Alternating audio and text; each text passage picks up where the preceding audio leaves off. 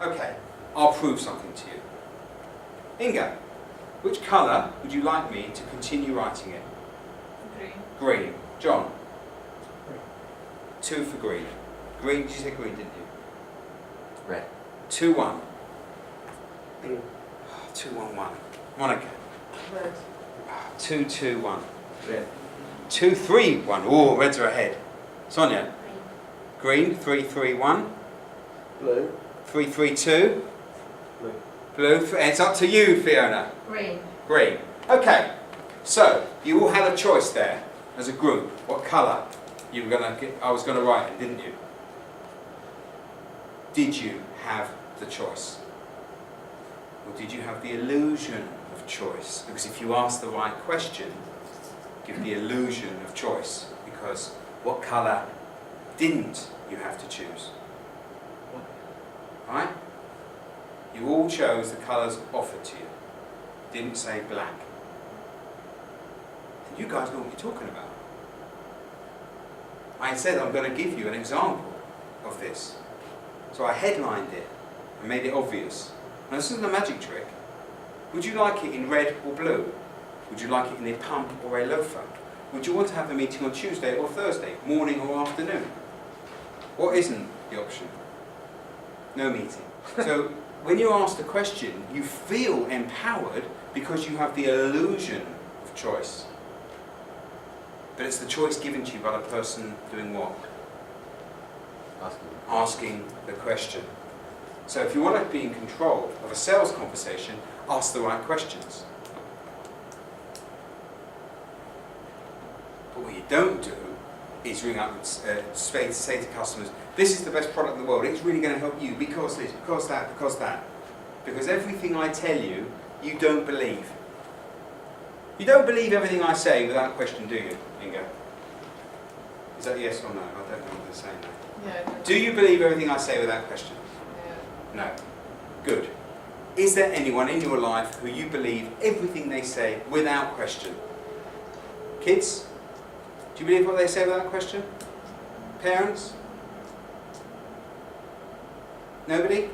In your life, every word they say, you believe it without question.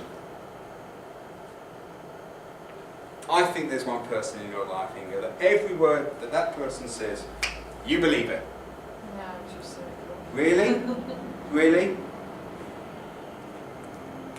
Some Okay. people believe the It's only media. me. Ah, hold on. Go on. Okay. Some people believe the media, everything the media says. Maybe. No, but sometimes I need to question myself. Maybe. Because But I when don't- you speak, if I said to you, was it a hot day today? Yes, It was? Do you believe, therefore, it was a hot day? yes. Okay. Believe what you say.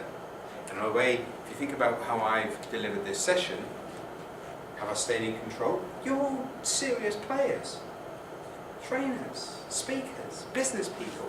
Have I stayed in control of this little workshop session? Have you felt like I've completely dominated you, or has it been quite two-way? Remember, I've really been hitting it fast as well, because we're over a short period, yeah? Have I asked a lot of questions? So, a lot of the time we've been coming up with concepts here. Who's been coming up with the answers? Who's been telling who?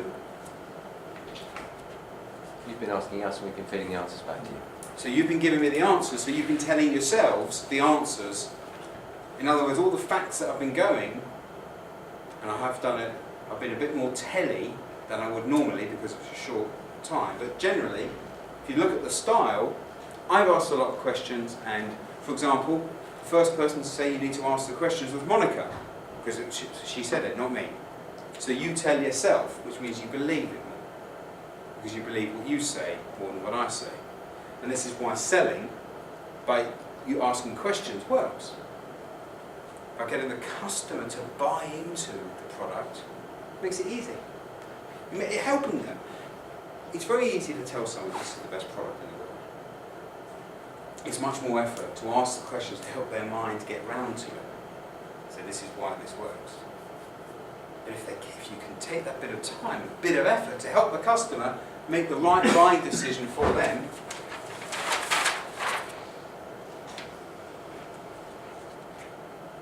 by asking the right question,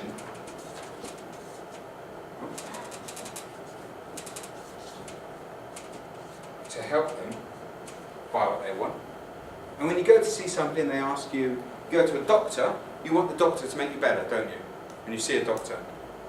How does he make you better?